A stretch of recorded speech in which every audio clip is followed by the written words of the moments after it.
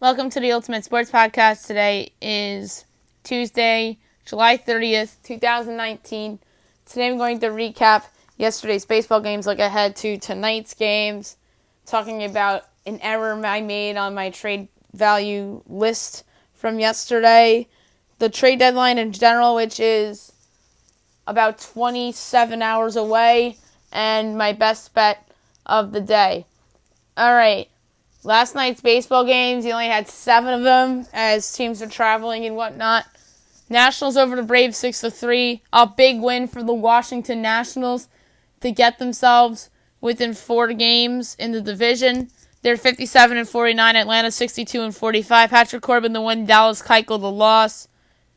Corbin 6 innings, 5 hits, 2 runs, a walk, 8 strikeouts, ERA 3.23. Dallas Keuchel 5 1/3 innings, 6 hits, 4 runs, 4 walks, 4 strikeouts, ERA 3.86. Marlins over the Diamondbacks 11-6. Miami is 41-63. Arizona's 53-54. I wonder if that's really going to signal Arizona's direction as a seller, as Merrill Kelly gets dropped to 7-11. Caleb Smith improves to 7-4. Smith 7 innings, 4 hits, 4 runs, a walk, 9 strikeouts, ERA 3.43. Merrill Kelly 6 innings, 7 hits, 7 runs, 2 walks, 4 strikeouts, ERA 4.52. Reds over the Pirates 11-6. Cincinnati is 49-55. Pittsburgh is 46-60. Sonny Gray to win, and getting charged with the loss for Pittsburgh, dropping to 0-3 on the year. Alex McRae. Sonny Gray 5 in the 3rd inning, 6 hits, 4 runs, a walk, 3 strikeouts, ERA 3.45. Alex McRae, an inning in a third, 6 hits, 5 runs, 2 walks, and no strikeouts, ERA 9.98. Blue Jays over the Royals 7-3. Toronto is 41-67. Casey's 40-68. Getting the win, improving the 1-1 for Toronto. Tim Meza and Brad Keller gets charged with the loss, dropping the 7-10. Thomas Pannone started for Toronto, 6 innings, 5 hits, 3 runs, a walk, 4 strikeouts, ERA 6.16. So a quality start for him. Quality start, actually not a quality start for Brad Keller. He gave up 4 runs, 8 hits, pitched 7 innings, no walks, 5 strikeouts, ERA 4.01, but he pitched okay. Rockies over the Dodgers 9-1. The Rockies are 50-57. The Dodgers are 69-39. John Gray to win. Kenta Maeda the loss. John Gray pitched extremely well. 8 innings, 3 hits, and a run, 3 walks, 6 strikeouts, ERA 3.88. Kenta Maeda 4 innings, 7 hits, 5 runs, 2 walks, 5 strikeouts, ERA 4.07. The Dodgers really need some improvements in their pitching staff, whether it's bullpen or even in rotation, the back end. They can move Manaea to the pen. And Rich Hill's not a guarantee to be healthy for the rest of the year. So the Dodgers could seriously consider looking at some starting pitching options. Tigers over the Angels 7-2. The Tigers are 31-71. LA is 55-53. Jordan Zimmerman the win. Jaime Barria the loss. Zimmerman 5 in the 3rd innings, 4 hits, 2 runs, no walks, 2 strikeouts, ERA 7.23. Barria 5 innings, 4 hits, 2 runs, no walks, 5 strikeouts, ERA 6.28.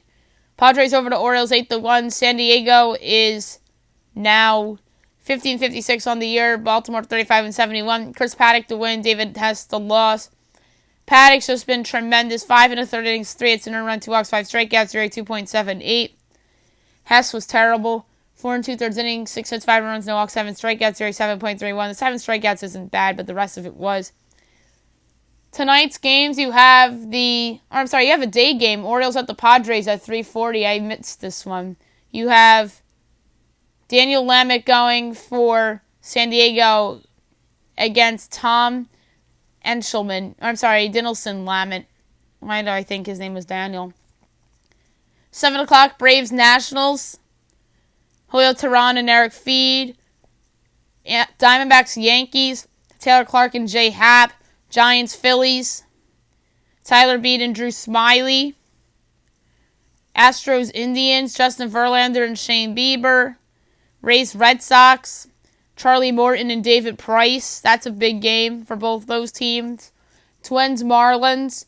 Jake Odorizzi and Zach Gallen. Pirates Reds. Joe Musgrove and Tanner Roark. 8 o'clock, Mariners Rangers. Mike Leake and Ariel Gerardo. Maybe that's Leake's last start as a Mariner, and the same can be said about Roark and the Reds. Mets White Sox. Noah Syndergaard and Reynaldo Lopez. 8:15 MLB Network, Cubs Cardinals, Yu Darvish and Adam Wainwright, Bob Costas and John Smoltz on the call. Only important games on MLB Network that are called by Costas and Smoltz I'll pick, and this is, to me, an important game for both these teams as they're battling out for first place in the NL Central, and the second spot of the wild card. Nationals currently occupy the first one. This is a tough call for me. Both of these guys have been mediocre this year.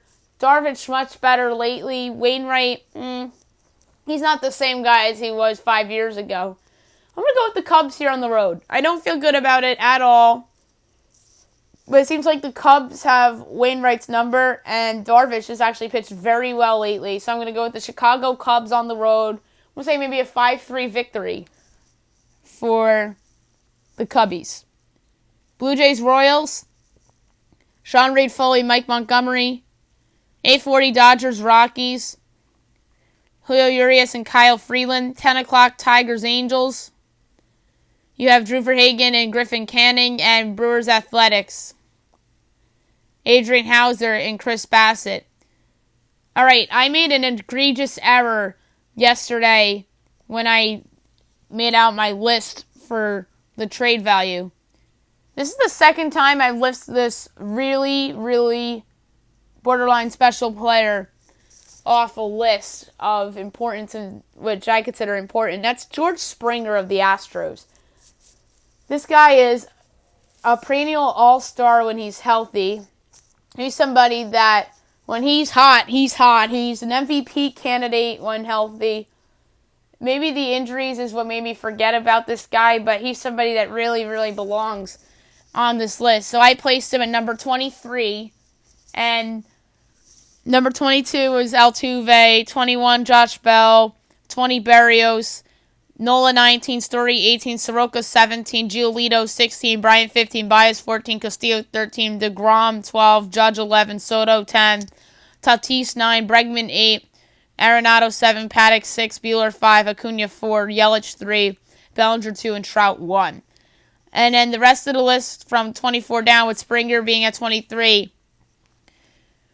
Bogarts 24, Goldschmidt 25, Freeman 26, Robles 27, Guerrero Jr. 28, Alonso 29, Rhys Hoskins 30, Steven Strasburg 31, Snell 32, Colt 33, Scherzer 34, Verlander 35, Machado 36, Harper 37, Betts 38, Chapman 39, Devers 40, 41 Bieber, 42 Verdugo, 43 Gleyber Torres, 44 Meadows, 45 Yordan Alvarez, 46 Kepler, 47 Anthony Rendon, 48 Paul DeJong, 49 Charlie Morton, 50 Clayton Kershaw, 51 Corey Seager, 52 Carlos Correa, 53 Byron Buxton, 54 Mitch Haniger, 55 Marcus Stroman, 56 Trevor Bauer, 57 Yohan Moncada, 58 and 59 Gary Sanchez and Wilson Contreras, 60 Eugenio Suarez, 61 John Mean, 62 Caleb Smith, 63 Tyler Glasnow, 64 Zach Plesac, 65 Sandy Alcantara, 66 Whit Merrifield, 67 Keston Hiura,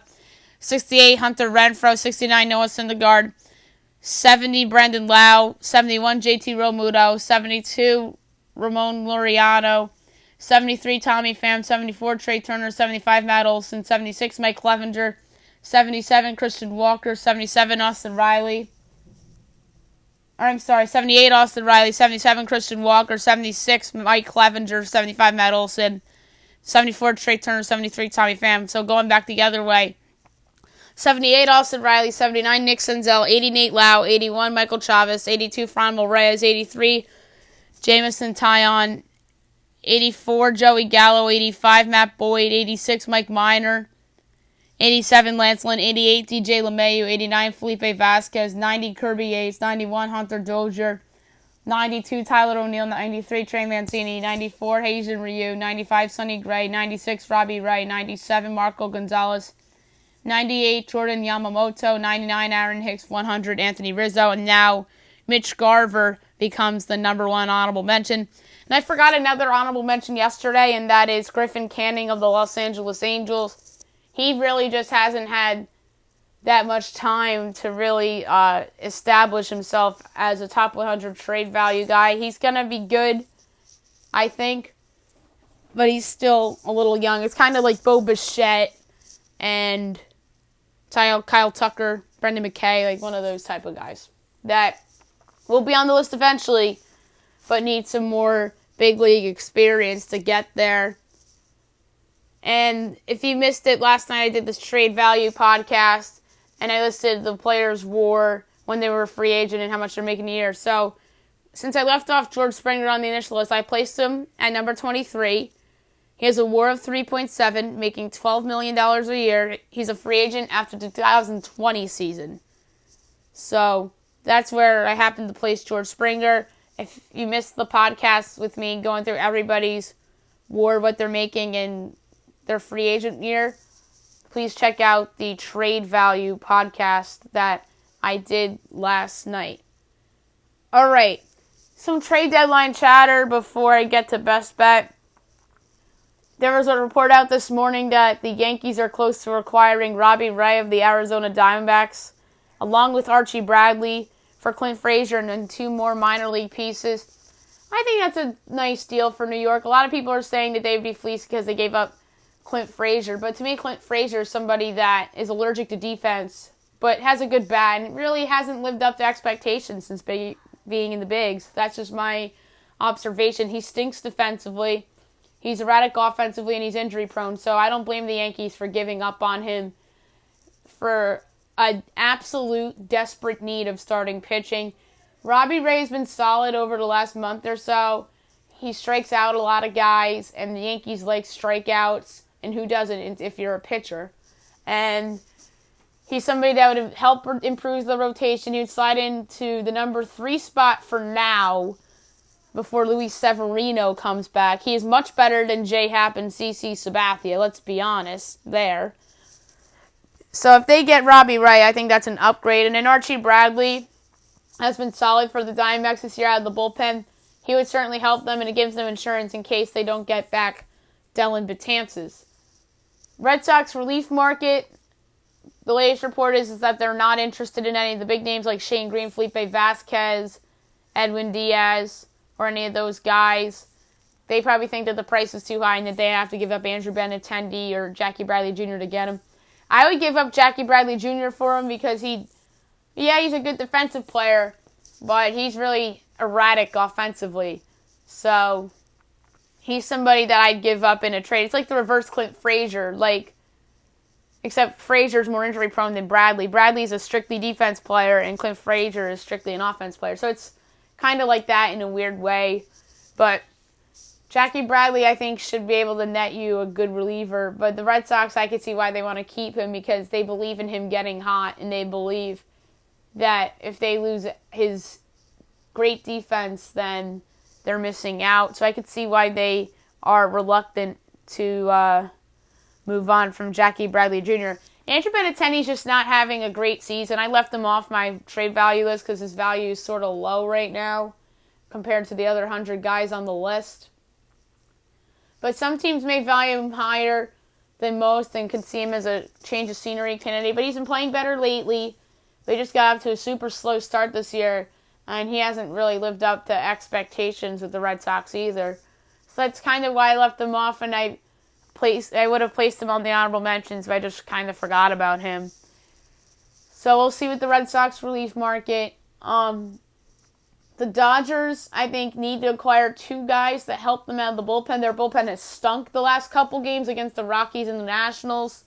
Yes, I get it, Coors Field, but that Nationals game to me was a red flag, and that could be their NLDS opponent. And to me, the Dodgers really have to go out and improve their pen, whether that's getting a reliever or moving Kenta Maeda to the pen. But I think I'd rather get a reliever. That really came back to bite him in the last couple World Series. If they had like a lockdown closer, then maybe they would have won the last 2 World Series.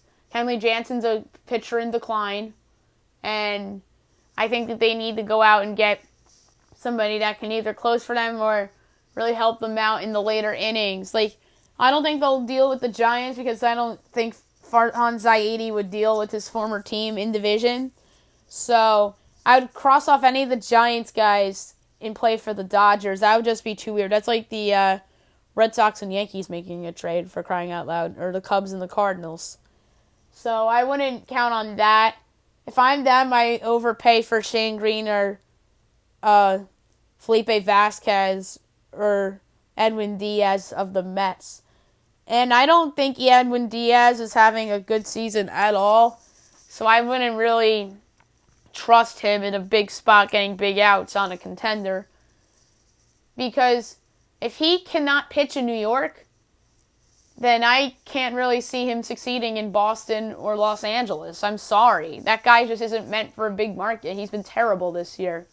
So if I'm Pittsburgh, I overpay for Felipe Vasquez, and you would have to give up either Keibert Ruiz or Gavin Lux. And I would give up Ruiz because the Pirates have a long-term need at catcher, and you already have Will Smith there at catcher for the future. So I wouldn't be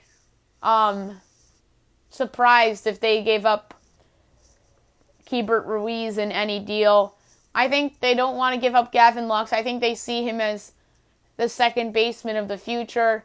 Or I don't know what they really feel about Justin Turner or Corey Seager long term, but if I'm them, I call up Gavin Lux to be your second baseman and keep your left infield of Seager and Turner, Max Muncy at first base, outfield of Pollock, Bellinger, and Verdugo, and then you have Will Smith behind the plate, Russell Martin backing up, and you have the rotation of Kershaw, Buehler, Ryu, Maeda, and right now it's Ross Stripling, but they're going to upgrade there maybe.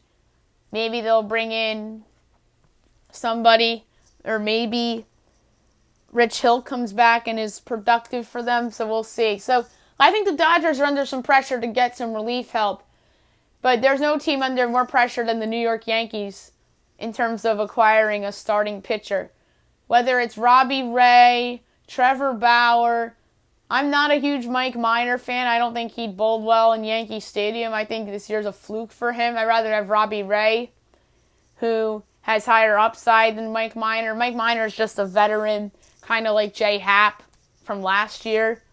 And Jay Happ just didn't get the job done against the Red Sox last year. So I wouldn't trust Mike Minor in a big playoff game. He's been bad against the Astros this year. So if I'm the Yankees, I stay away from Mike Minor. Robbie Ray, I think, is the most realistic guy. It sounds like that deal might actually happen. I wouldn't rule out Trevor Bauer for the Yankees yet, as much as John Heyman has been reporting that they're less likely to deal him.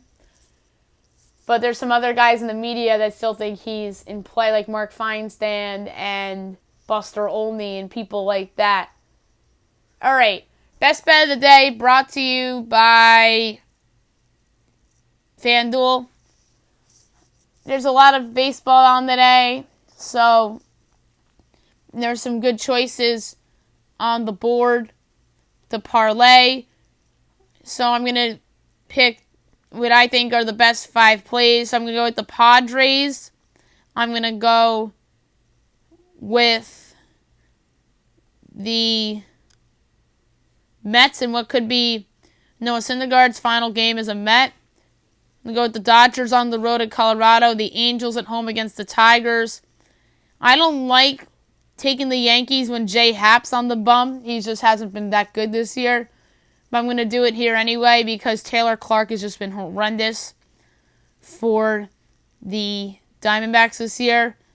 So that's 5 plus 681 odds, wagering $1, payout of $7.82.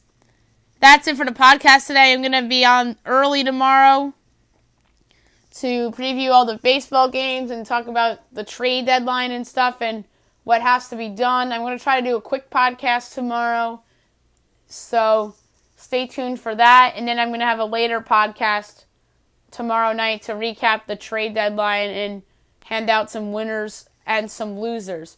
I hope you guys have a great day, everybody.